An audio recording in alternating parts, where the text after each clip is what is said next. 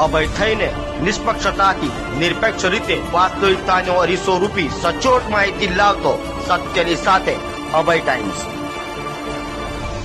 સુરતમાં માથાભારે ઇસમો સામે થઈ રહેલી કામગીરી વચ્ચે સજ્જુ કોઠારીના ભાઈ આરીફ કોઠારીના જુગારધામ પર પણ પોલીસે બુલડોઝર ફેરવી દીધું છે।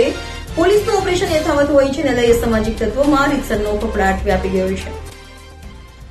ગુજરાત રાજ્યના ડીજીપીના આદેશને લઈ સુરત પોલીસે કડક કાર્યવાહી હાથ ધરી છે। ત્યારે અગાઉ સજ્જુ કોઠારીના ત્યાં ગેરકાયદેસર દબાણો દૂર કર્યા બાદ હવે તેના ભાઈને ત્યાં તંત્ર ત્રાટક્યું હતું। સજ્જુ કોઠારીના ભાઈ આરીફ કોઠારીના અડાજણ શીતલ ટોકીઝ પાસે આવેલા જુગારધામ પર પોલીસે પાલિકાની ટીમને સાથે રાખી બુલડોઝર ફેરવી દીધું હતું। આરીફ કોઠારી સામે જુગાર, મારામારી, રાયોટિંગ સહિત 22 જેટલા ગુનાઓ નોંધાયા છે। તો સાથે સજ્જુને લાજપોર જેલની બહારથી ભગાડવામાં પણ તેનો હાથ હોવાનું કહેવાય છે।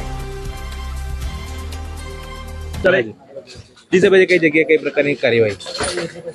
આરીફ કોઠારી છે, એનું મકાન છે અને એના વિરુદ્ધમાં 22 જેટલા ગુના નોંધાયેલા છે, જેમાં રાયોટિંગના ગુના છે, આરોપી ભગાડવા સંબંધીના ગુના છે અને જુગાર સંબંધી ગુના નોંધાયેલા છે અને ક્રિમિનલ ઇતિહાસ ધરાવે છે।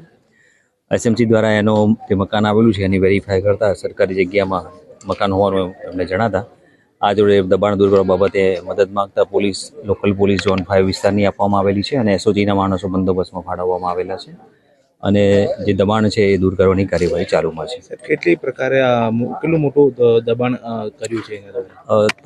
2 માળનું મકાન છે એનું। એ એસએમસીની જે એમને ચેક કરતા સરકારી જગ્યા હોવાનું વેરીફાઈ કર્યું છે, એ આધારે દબાણ દૂર કરવાની કાર્યવાહી ચાલુમાં છે।